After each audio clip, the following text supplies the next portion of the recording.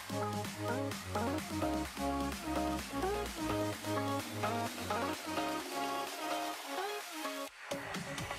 very good morning to you. Welcome to Your World. My name is Oliver Burrows, sitting in for Winnie Lubembe, and with me in studio, dissecting, interrogating, helping us understand why mental health is a human rights issue. We have Irungu Houghton, and he is Executive Director, Amnesty International Kenya, and he'll explain to us why he's here, because I would imagine when Amnesty is there, we are discussing police excesses and all of this. Is it all tied, linked to, connected to mental health? And also in the studio, we have a counseling psychologist, Dr. Margaret Kagwe Njuguna.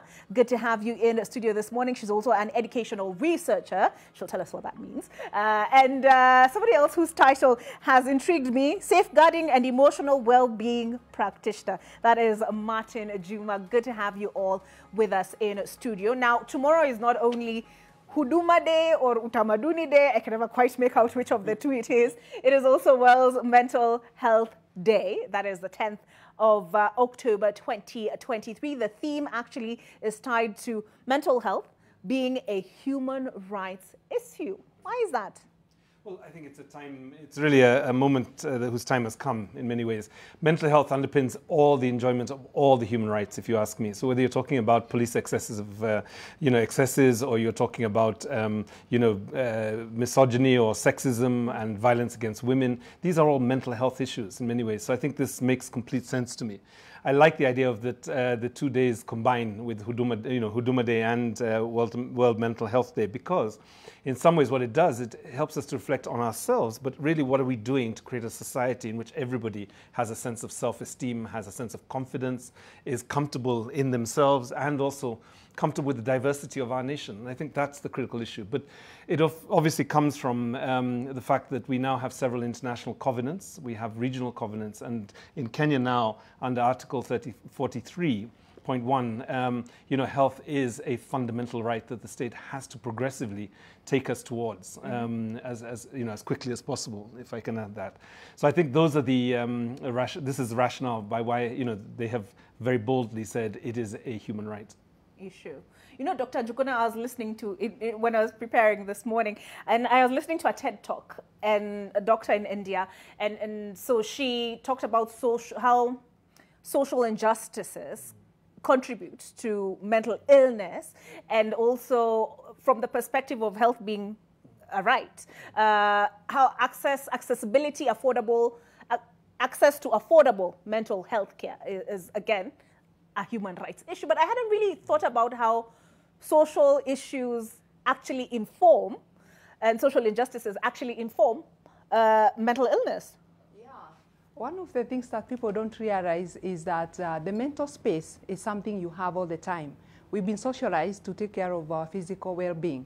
We wake up and bathe. You wake up and feed yourself. You even, you want to walk your body so that you can be healthy. But who teaches you how to take care of your mind, which decides how you cope, which decides how you solve your problems? So we have not been taught how to take care of that, that faculty that is very important in ensuring that we are healthy. One of the things I say, that perfectly healthy human beings are unhappy because they don't like the way they look.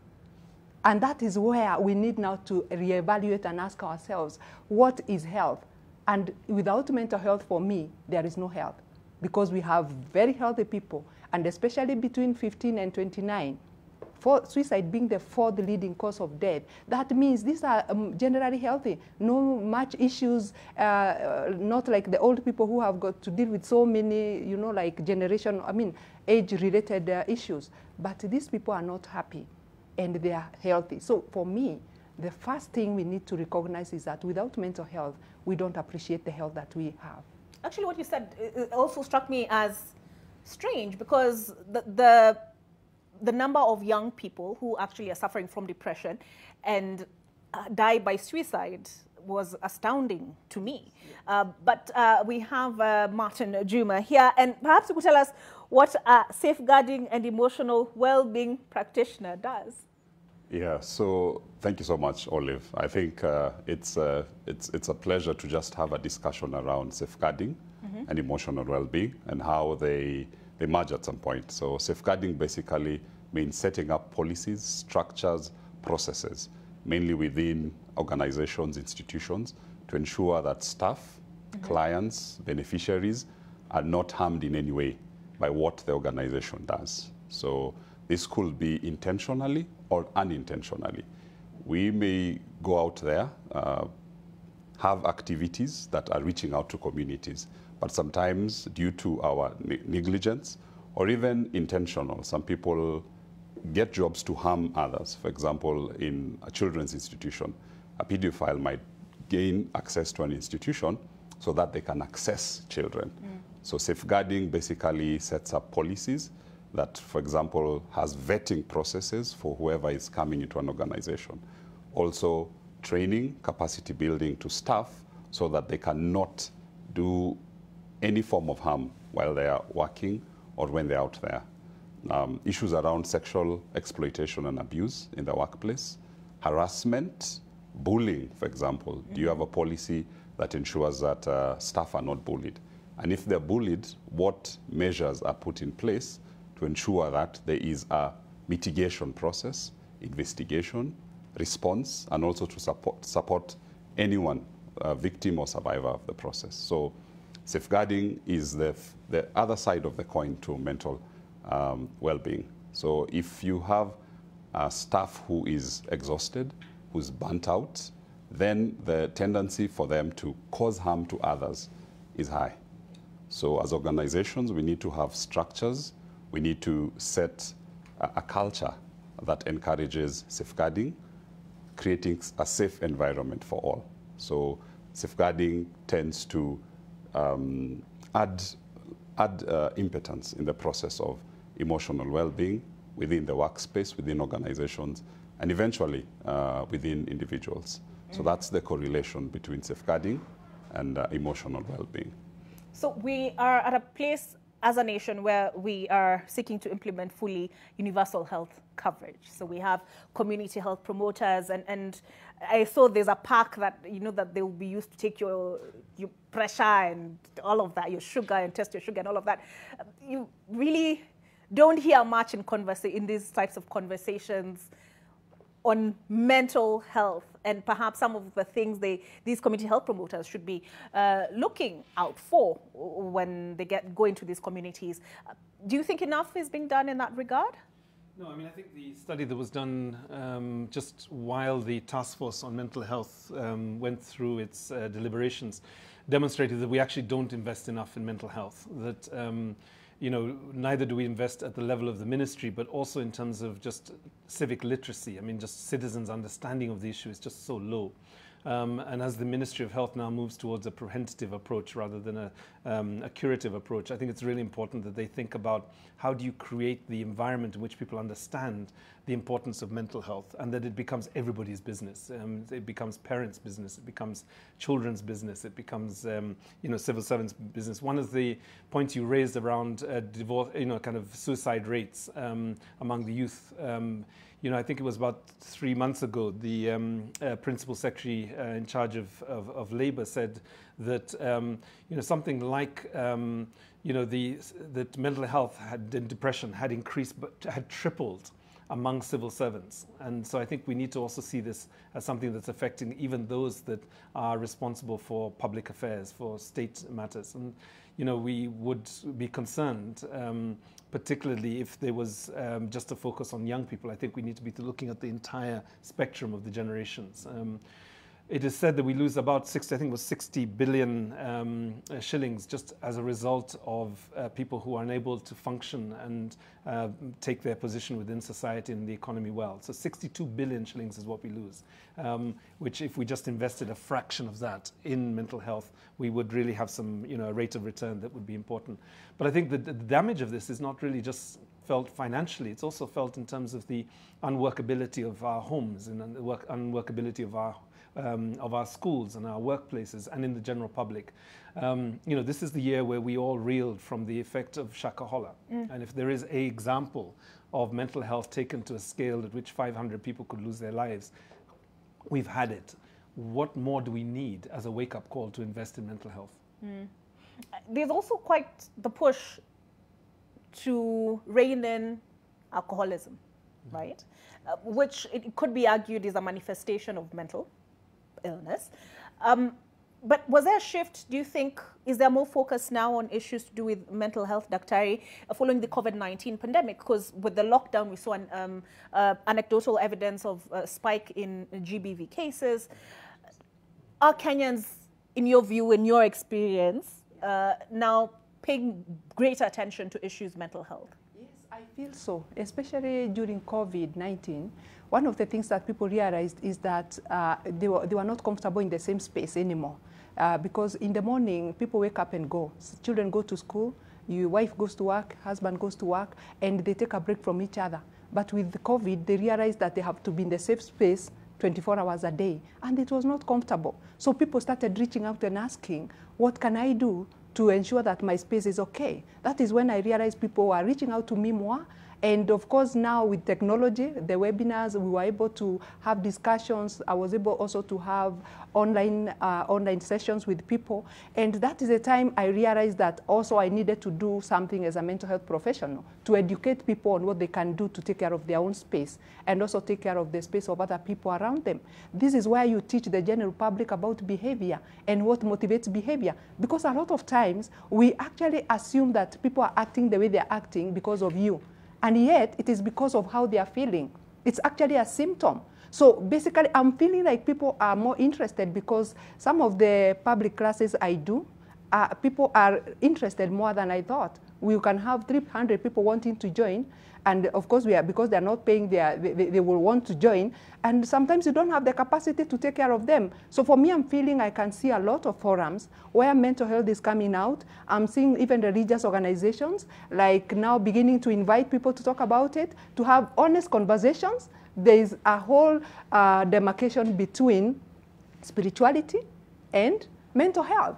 There's no way we can say that, let's pray about it and leave it at that. The same way you don't pray and get satisfied, and you need to go for food, that's the same thing you need to know what to do when you're not mentally okay, so that you can be mentally okay. So we need to validate and we need to acknowledge mental illness. We need to accept that there is medication needed for the medical situation. We also need to know there is need for a conversation for a person to know what they can do differently. So I can see there is more activity towards acknowledging the mental health struggles, and I'm excited about it.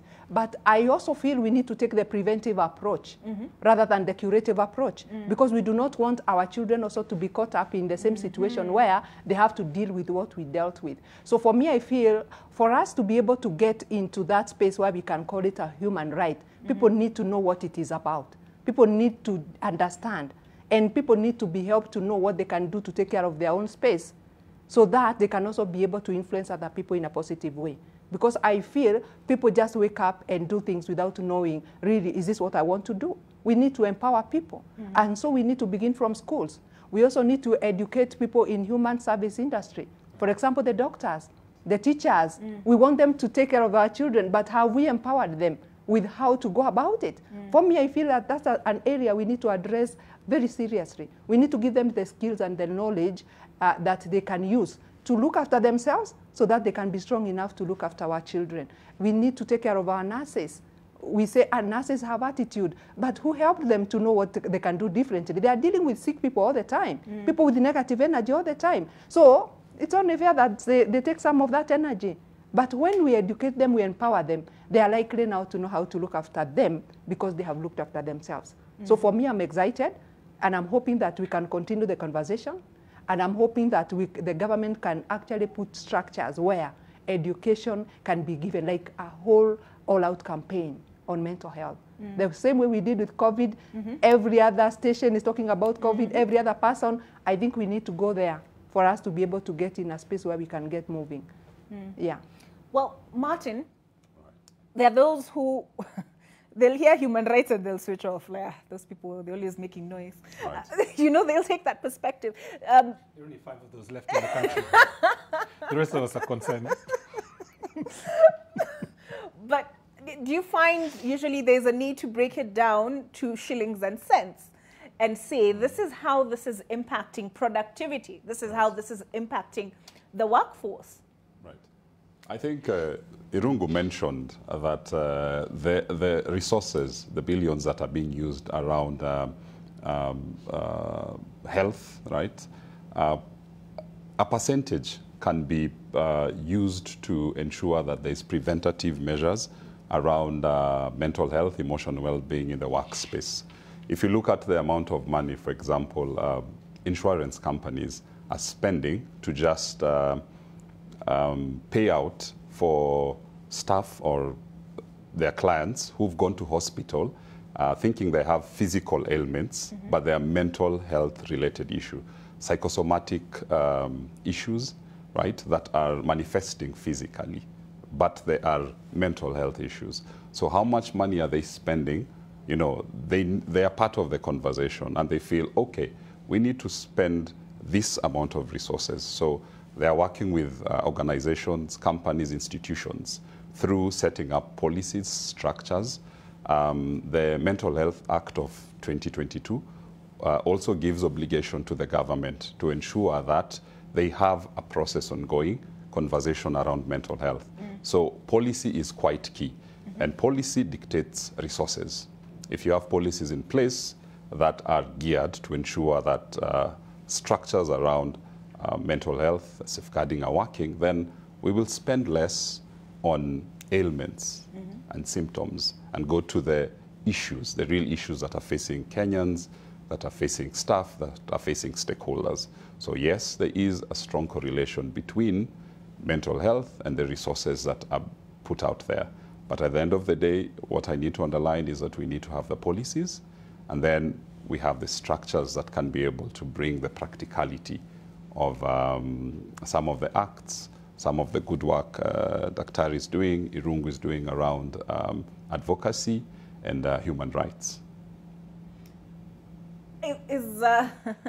This is mental health is an issue that has carried a lot of stigma in a lot of communities.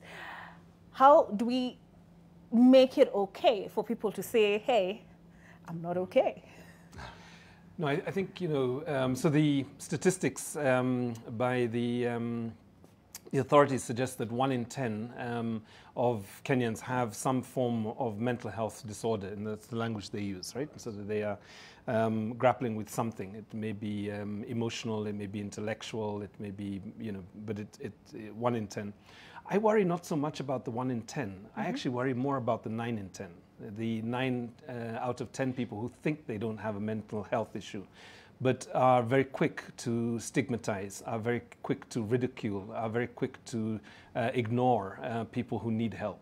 And I think that's where the focus sometimes should be, really on the 9 out of the 10. Because I think, you know, if we didn't have the levels of stigma, the discrimination, the neglect that's there, actually the 1 in 10 would get the support that they needed. And maybe the state would not have to do so much, because the families would respond, the communities would respond, the organizations would respond. Amnesty International Kenya has a safeguarding policy. We've had one for several years now. We initially came to it because we work a lot with children. And therefore we have both a policy, but we also have a plan, and we have an officer who's responsible. And if there is any allegation of any impropriety at all, that officer is responsible and has more power than I have as the executive director to essentially listen to the cases and take appropriate action. But I've actually realized that you need safeguarding policies not because there are children involved. You need it because there is power involved, right? So it can be, you know, it can be older, more, I guess, more authoritative figures in the organization, whether they're female or male. This is the new dynamic. I think we are now beginning to understand that power is not wielded necessarily better by women because they are genetically women, but because they have better values.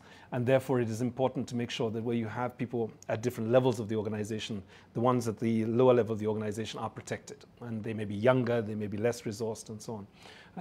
So I think power is a very important issue to discuss also in terms of mental health issues. What we have found is actually that the struggle that people experience is really based on 2 things. One is a feeling, a kind of a really intense feeling of, do I belong, right? Am I alone? Am I isolated? Am I among people? Now, it may sound completely ludicrous to be in a city of 5 million people and to feel alone, but there are many, many people who feel that loneliness. The second issue is powerlessness. right? That I don't have the confidence to speak in public. I don't want to go out in public. And this happened to a lot of people during COVID because they spent so much time at home. Being able to move among the public became even more superhero, you know, so much of a superpower than it was before, right? So I think we have to look at it from a position of power. Last week, and let me just do something that's quite topical. Last week, we had 500 people march across the city, yelling, you know, phrases against the LGBTIQ community, and they spoke about how satanic it was, and so on. And I don't want to go, and I don't want to carry that any further than that happened on Friday afternoon. But I just wondered, what was that like for LGBTIQ persons in this country, and their families, and the people they work with, and the people that they serve? Because I think one of the things that we cannot do at a time like this is create a real sense of the other and then begin to stigmatize people and discriminate, actively discriminate against them while we have laws, while we have a state, and while we have a culture that says our national values are in Article 10 that says we are all equal and we are dignified. And I think that's the thing that we have to challenge a little bit, because we're starting to see, you know, some, you know, not some, but a bit of intolerance in places where we wouldn't have expected, among religious leaders, among political leaders. And I think we have to call it out, because if it goes too far, we will see the kind of consequences that we saw in Kilifi around Shakahola. We will see people being mobilized on the basis of identity to hurt others or to hurt themselves. Are there because, you know, I took the point of view that there are certain injustices that feed mental illness, and of course the other thing about then the other approach is, is there access to affordable quality healthcare for those who suffer from mental illness? But if we take the social injustice, if we look at the social injustice aspect, some of these things are historical. You know, the odds were stacked against certain groups and certain people. Are there particular groups that are more vulnerable than others, Dr. Ari? Yes, I feel so. Because one of the things we need to recognize that there are many Kenyans who cannot even afford like proper meals. So it means if there is anything that they have to pay for, they may not even access it.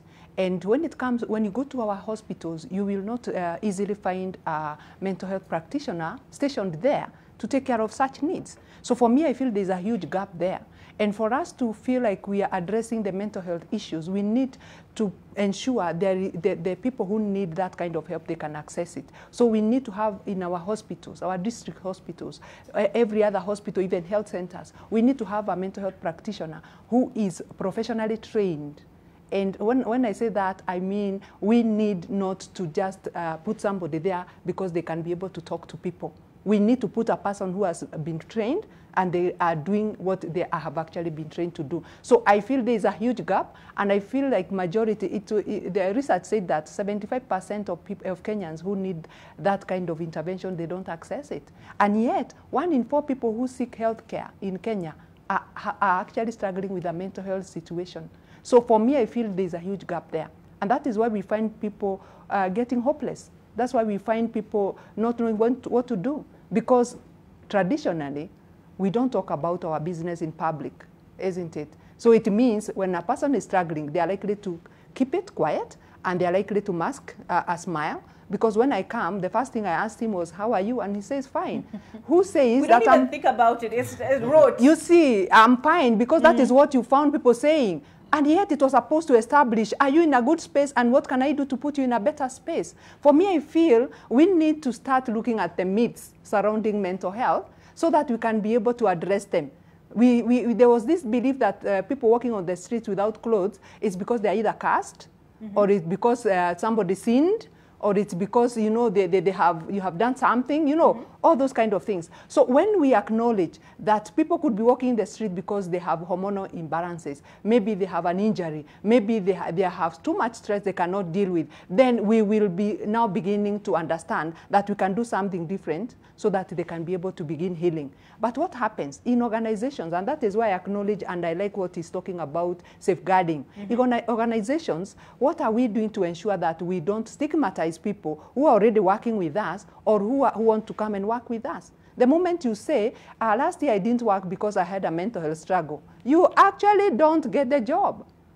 And yet, you need that job to be able to continue being healthy, to continue taking care of yourself and have human dignity. Because there's dignity in providing for yourself. So for me, I feel we need to have structures and policies in organizations and institutions that actually have to do with how do we deal with people who are struggling mentally, and how actually do we deal with somebody who is qualified to work with us, but they have a mental struggle. So we need not to be afraid. The same way we don't ask somebody, do you suffer from diabetes, so that we can decide whether to take them in or not. So I feel we need to start having a real conversation so that we can also know there is help for the person struggling mentally, beginning from medicine. We have the medical model. We even have the behavioral model where a person can be trained on what they can be able to do so that they can prevent a problem. And even the people around them, they can be helped to know what they can do to be able to create an environment that is therapeutic.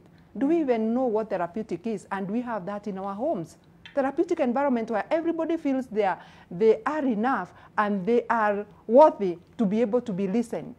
But you see, we are a society that is running after something, and we actually end up losing the most important thing that we actually hold dear. When you ask a parent, why are you working so hard for my children? And they have no idea who those children are. They can't even tell whether those children are happy or not. So we need to go back to the drawing board and ask ourselves, what is important to me? And then we begin walking that path. But we are running after something we have no idea. We don't even have a face. We don't even know what it is we are running after. So what happens? We are being stopped in their tracks when something happens that is disastrous in our space. So we need to become aware. What are the myths surrounding mental health? What are the stigma? What are some of the words we use every day? And they're actually very, very demeaning to the person struggling with that kind of thing. I've heard people say, that person is so retarded. That word takes away from the person who may have use that definition for real to benefit so that they can be uplifted. How do we use the word bipolar? How do we use all these psychological words? And what does that mean for the person who is really struggling with that condition? We need to educate our society. Okay. And we need to help people understand the mental health space. And speaking of educating society, we need to take a break, but when we come back, Martin, your response to those who say, Gen Z, they are soft. These are Gen Z issues, maze broj gaze, on the other side of the break.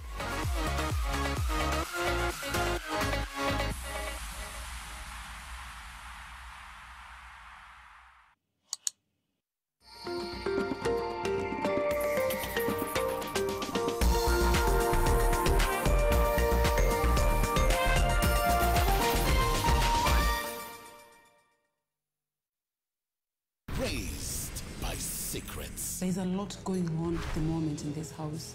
Their true identity is uncovered in the brand new unmissable Zari. Starts 23 October. Only on Maisha Magic Plus, channel 163 on DSTV Access, GoTV Plus, channel 3. The Kenyan National Union of Teachers shall be hosting Post-World Teachers Day Conference on Tuesday, 10th October 2023 at the Kitui Teachers College in Kitui County as from 10 a.m. This event will be graced by the CS Education, Honorable Ezekiel Machogu, and the Governor of Kitui County, His Excellency Dr. Julius Makau Malombe. You are all welcome to celebrate the teachers of Kenya as we reflect on this year's UNESCO theme, the teachers we need for the education we want. The global imperative to reverse the teacher shortage in line with education policies geared towards making our education sector better. Thank you and welcome.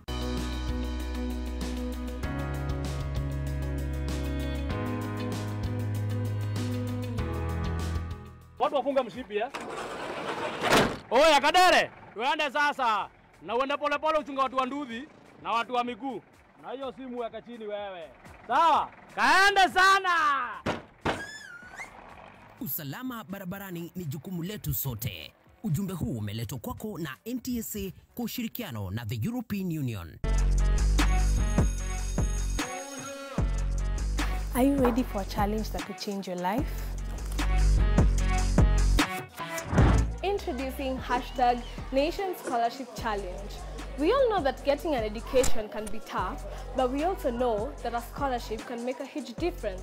That's why Nation Media Group and Goodwill are giving you the chance to win 80,000 Kenya shillings. All you need to do is to post a video telling us why you want this scholarship and how it will help you achieve your goals. Don't forget to use the hashtag Nation Scholarship in your post. It's super easy, and by taking part, you'll be part of a global community of people who are all working towards their goals.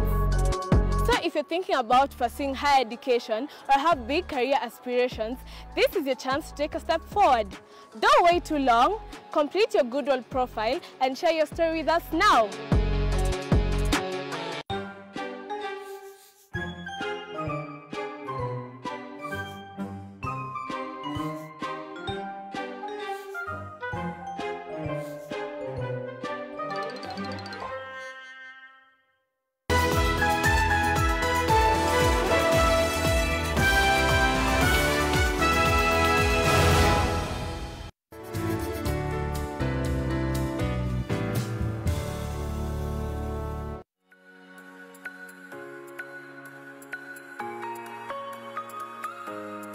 All right, welcome. Welcome back to Your World.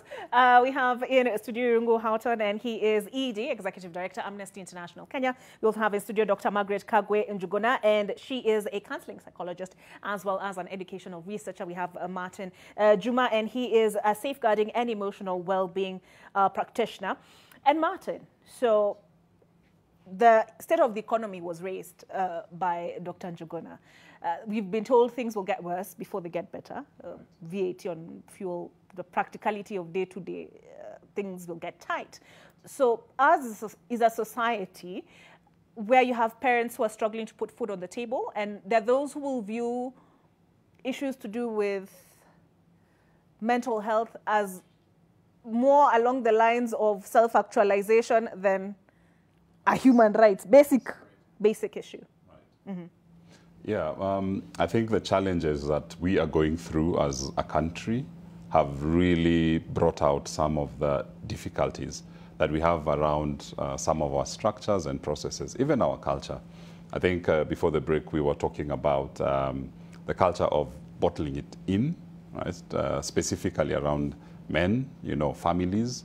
We don't share our problems, right? If you're going through something, you know how they will say mwanaume ni kujikaza, So families tend to then prioritize other needs, right, as compared to mental health. But I think the space has to grow also within the community. We might focus on organizations, we might focus on stakeholders, so that is government. But how does a community then make accessing services around mental health more affordable? Dr. Margaret here with her campaign on educating and raising awareness. In my practice, we also call it psychosocial first aid, PFA.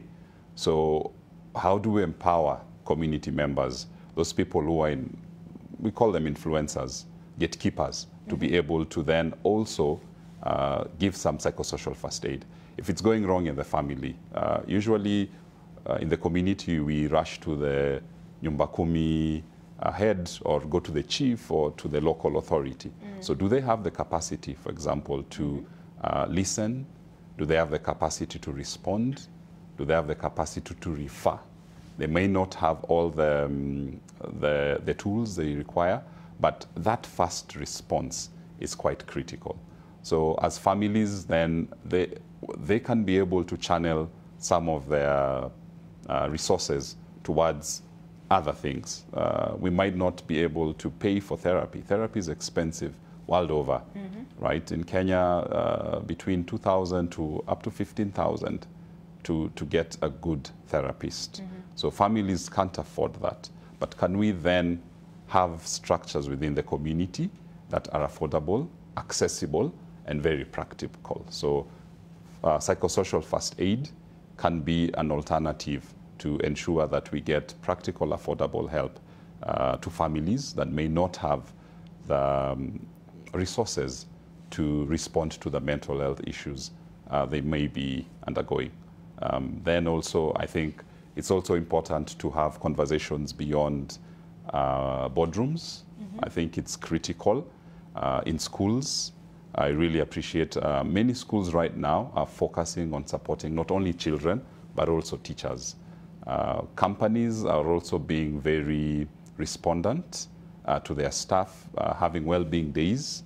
I was privileged to work in an organization that during your birthday, they'll give you an off, you know. Really? Yes. Sign me up. And you'll have the off within the month of your birthday, right? And this will be quite appreciative. So the conversation around emotional well-being, mental health, is going outside the brick and mortar therapy rooms. We're taking out to the community, social media as well.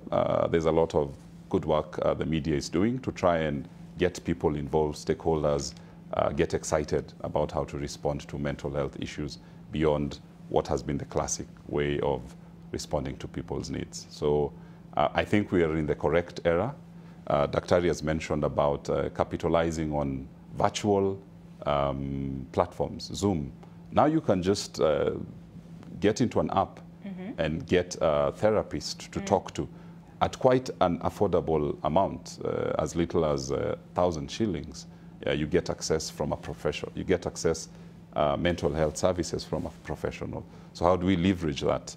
How do we ensure that this is a right? I can actually access this.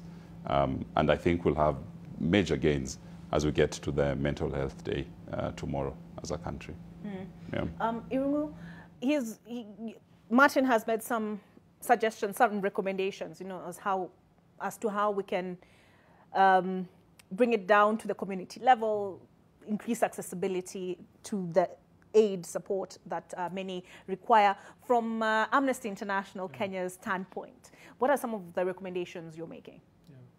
So the obvious one is that mental health, like the right to health, is fundamentally a state obligation, right? So the state cannot escape from its responsibility to these 50 million Kenyans in terms of their well-being. And I think the other thing for me is to not see this as an issue when people have a breakdown, but really to see this as an ongoing responsibility, which means that, you know, ensuring that families have the opportunity to, you know, to exist and to be economically comfortable, that the cost of living does not become unbearable for people, that the levels of violence, you know, are controlled and really reduced so that people don't fear being able to go out in public, or women don't fear being in their own homes, or children don't fear being in schools, is the second level. The third is really thinking about, you know, the discrimination and stereotyping and profiling. I think there is sadly too much still in this society of ours, despite a great constitution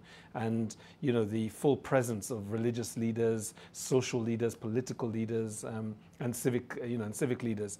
We still have too much sense of creating the other.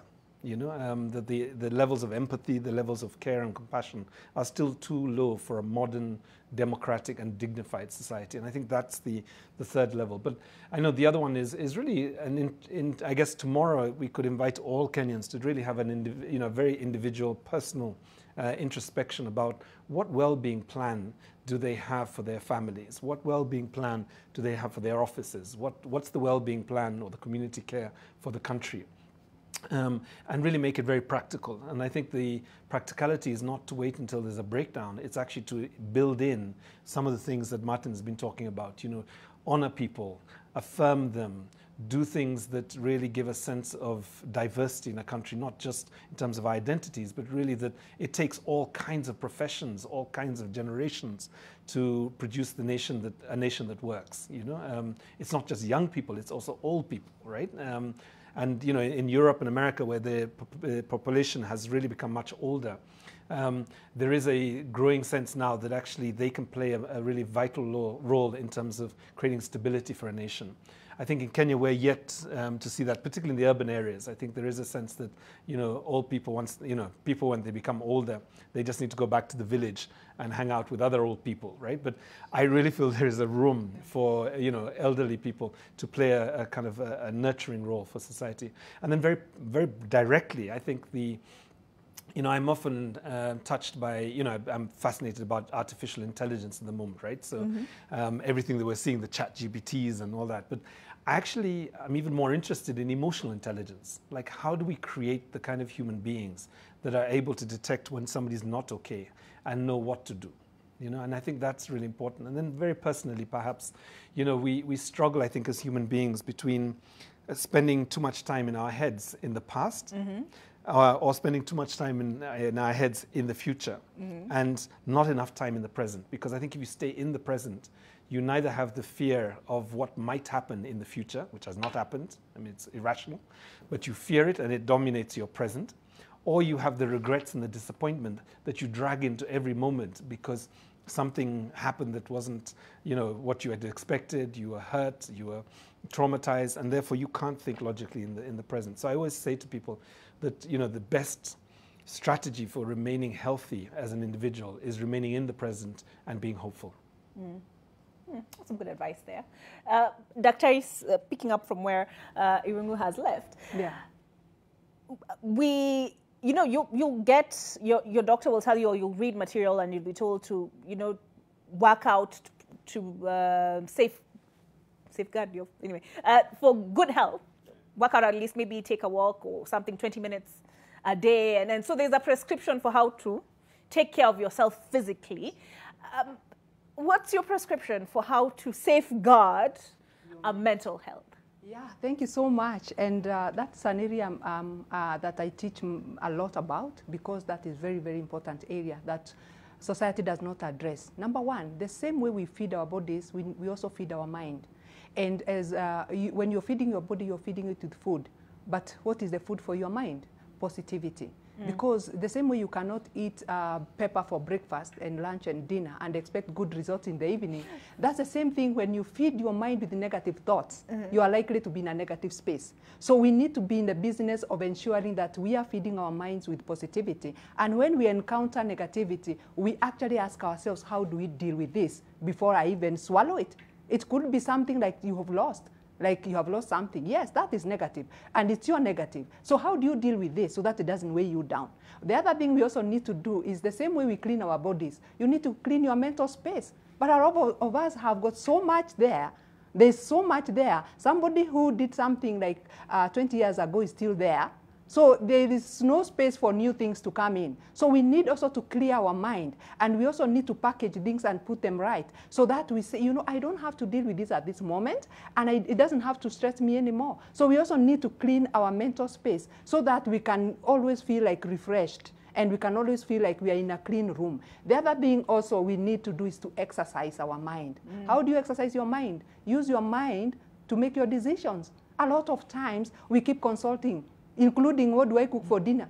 You need to check your fridge, what is there, you need to cook that. But you see what we do is because we are so afraid, and sometimes we don't even believe in ourselves, so you keep asking. And yet, the decisions you are asking somebody else are decisions affecting you. So we need to educate and help our children how to use their mind to take care of themselves, because that is their mind and that is their body. We also need to also become aware of our belief system.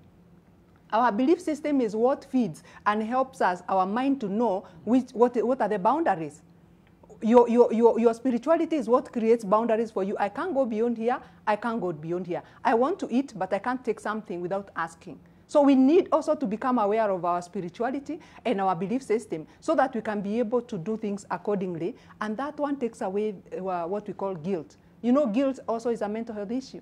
People come, they tell you, I've not been feeling good. But when you dig deep, you realize they are guilty of something. And they need to deal with that for them to be in a better space. And I also want to address about the emotional intelligence. There's an exercise we do with the people I train. We talk about listening twice. And we talk about looking twice. And we talk about thinking twice and speaking once. Why are we doing this? So that when we listen twice, we are listening to hear like everybody else, but we are also listening to the unsaid. Somebody could say something and say, I am okay. They have said I'm okay, but you can tell there's something about the I'm okay that is not okay. So we need to become better listeners, and that is the only thing you can do in mental health, because it's not like I have an open wound some people can see, but you can read in their behavior. So when you look twice, you can be able to notice behavior change in people that you know. When you listen twice, you can be able to tell statements that are off. For example, I feel so tired of life. That is a very loaded statement for a mental health professional. But every other person will laugh and say, so do I, you know? But you see, when you listen twice, you notice that, and you can be able to explore that later. And when you speak once, it means you are only speaking that which you have sieved, and it is going to help a person. But we are in the business of speaking over each other, because nobody wants to listen. So we don't even respond to what we had. We respond our own things because of what we want to say. So we need to become better listeners. We need to come also to have a prudent, we call it an empathic spirit, where you think about what you are responding so that you can see and only give that which is going to help in the situation. I want you to imagine going to a doctor and they don't listen to you and they give you medication. How would you feel? You wouldn't feel good. That is what we do. Somebody comes to you, they're in a negative mental space, but you don't listen to them, you keep giving them. We need to listen fast so that we can be able to know what words or what can I tell them. Or even sometimes you don't have words, but you can just even give them a hug if it's appropriate in that particular situation. Or you can tell them, you know what, when you're ready and you have the words, I'm here ready to listen. We are not socialized to be able to know how to work with a person. So what am I going to leave with the Kenyans today? Have a keen eye. A keen eye is that eye that just not sees, that sees beyond the physical. It can see the feelings. We need to have an attentive ear that doesn't just listen. It just also listens to the way you're speaking, the tone of your voice, the speed of your words. That is what we call an attentive ear. You also need to have a prudent mouth. The prudent mouth only speaks that which is going to help in the situation, and you're going to speak that which is truthful. And then we need to have an empathic spirit. That is, put yourself in the shoes of the person you're speaking with. As you're responding to them, as you're dealing with them, you can be able to deal with them in a way that you're going to put them in a better space. Because generally what is happening is that everybody is fighting their own battle. And when people don't know how to deal with things, they actually end up now hurting you more. It's like somebody doing first aid, and you have a broken leg, and then they hold the leg and pull you by that leg. They're likely to damage you more. That is what we do every day. Even when somebody has gone through a loss, you tell them, I also feel the same. You don't feel the same. You don't feel the same. You need to let the person express how they feel, and you just need to be there and sometimes do nothing. Just let the person know, I am here for you, and if you need anything from me, ask, and I will be able to do my best to give it to you. But you know, we keep saying things. You will get another child. That child, even if you get another one, will never replace that one. So we need to learn the language of helping. And that is why mental health first aid is something that we should teach in our organizations and in our institutions, because people need to know how to help each other. It's interesting that you say that, because if somebody is bleeding, then you know I'm supposed to help staunch the bleeding. And we are trained in first aid. I remember when there was Maandamano, we were being told what to do, and tear gas is... Yeah. But we don't, like, for many people it's awkward if somebody opens up to you about mental health challenges they're experiencing. We don't know what to say or what to do. We are never quite sure. But before I ask you to weigh in on that, how a lot of people are often in survival mode. You're probably sitting here thinking, okay, after this I have a meeting here and here and here. If I am struggling and I need help, how do I ask for that help and actually get somebody to listen, Martin?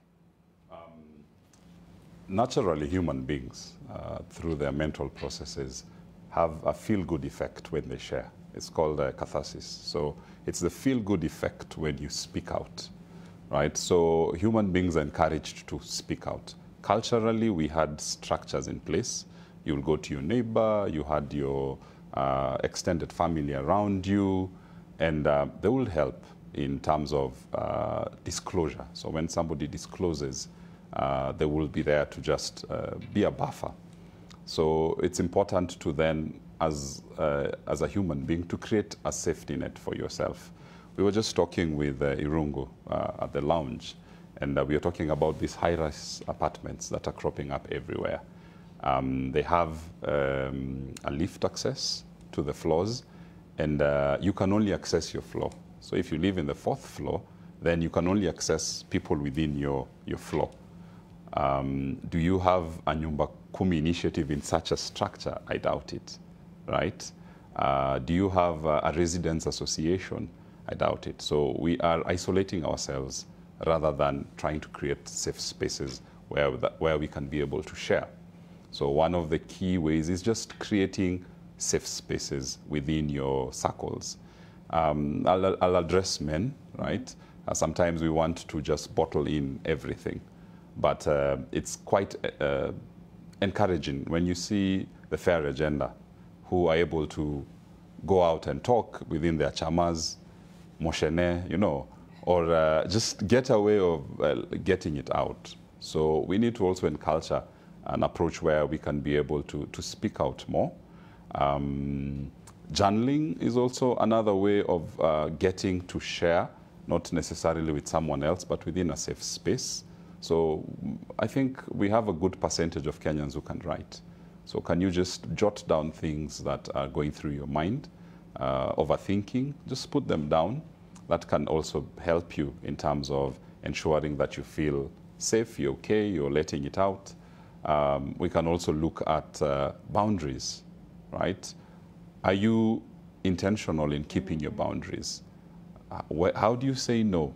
And I think Margaret is quite concerned on how to say no, because I might tell you no in a way that you feel rejected. So we need to sort of have the skill sets to say no in a way that can be respectful, dignifying, but also protect yourself. And I think in conclusion, I could also mention there's this tagline that we have that says you cannot draw from a glass that is empty, right?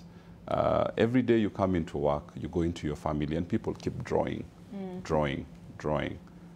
You become a pillar of strength, but deep down you're empty. So you need to then get ways of filling up your cup. That's quite important. And that's, I think you mentioned about self-care. It's as personal and individual as it can be. My self-care can just be chilling on the couch and watching a movie, you know.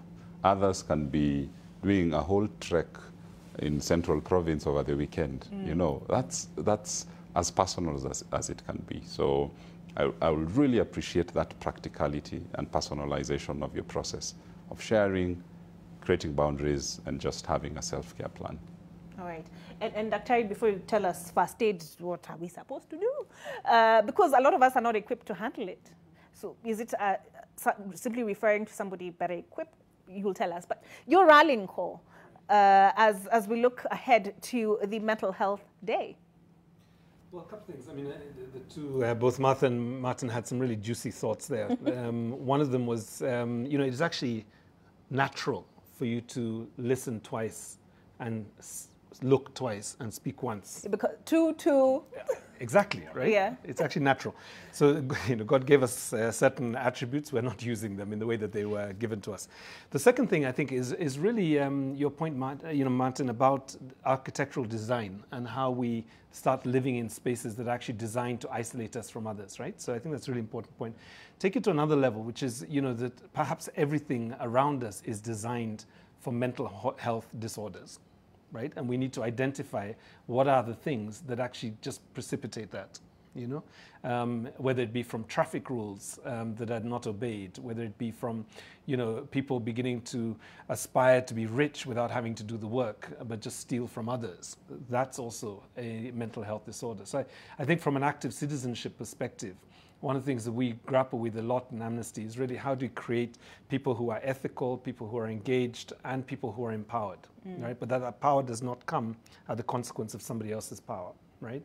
And I think that's one of my shots. But I think, you know, it's good, I think, particularly given the theme, to end on a hopeful note. I mean, I think what we have to recognize is that internationally, regionally, there is a lot of experience, there are a lot of laws, there are a lot of resources out there that have given us the clarity around mental health, well-being, and self-care.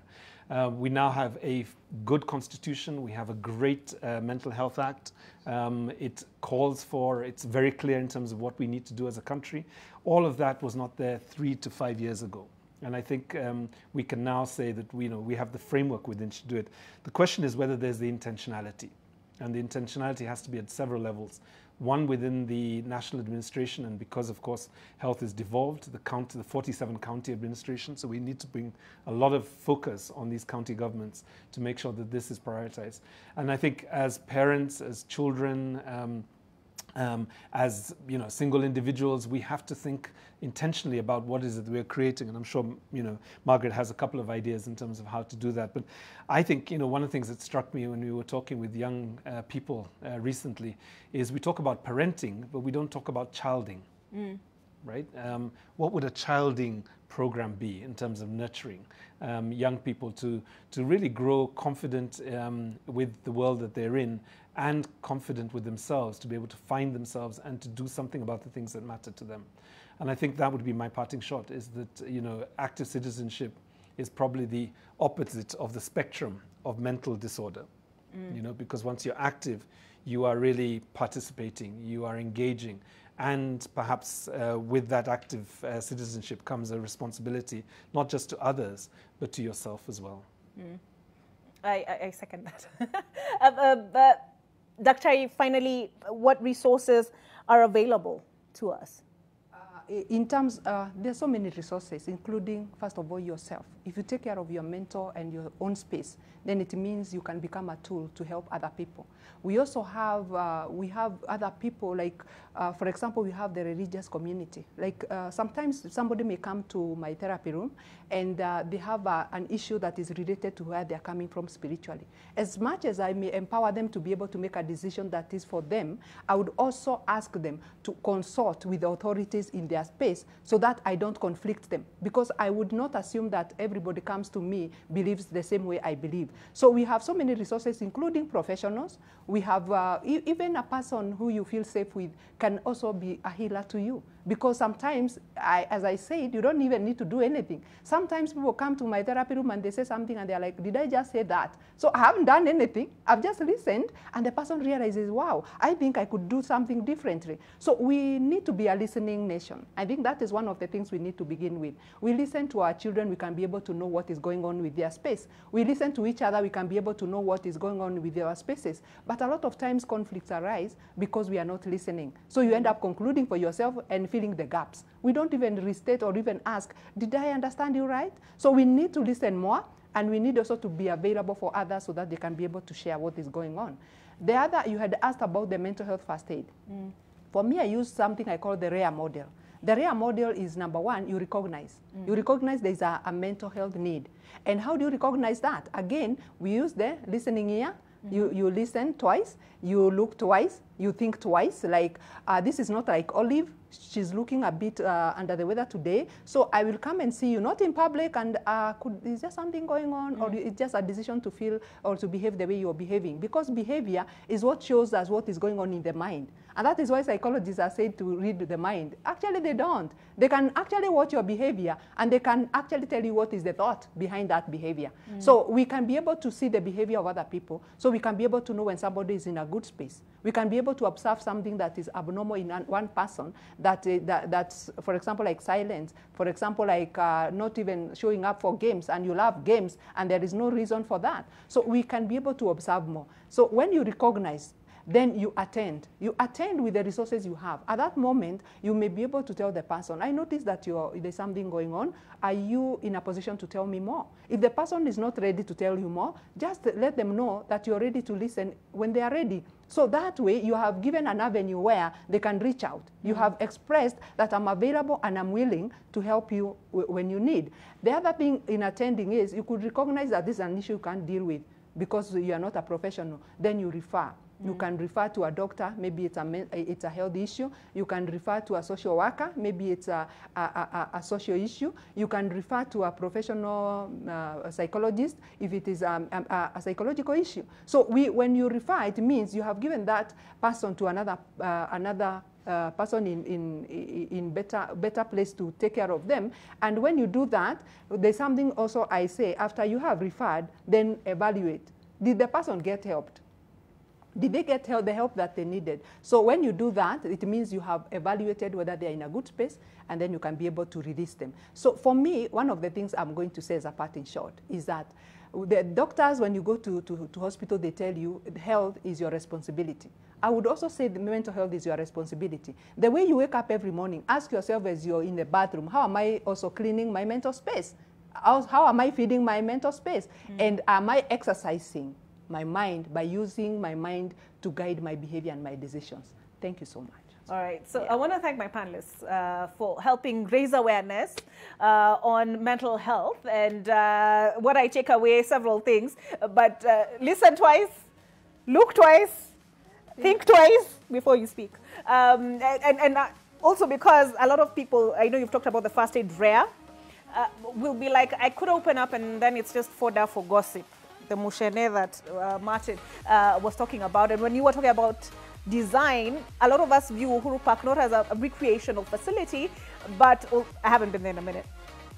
I'll probably go. The whole country has not been there in a minute.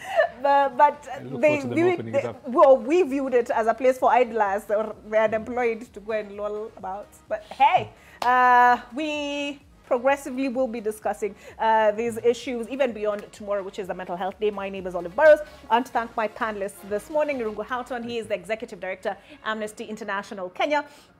We've also had in studio Dr. Margaret Kagwe Njuguna, and she's a counseling psychologist, educational researcher, and Martin Juma, and he is a safeguarding and emotional well-being practitioner. Thank you for being here. Thank you for joining us. That's it for your world.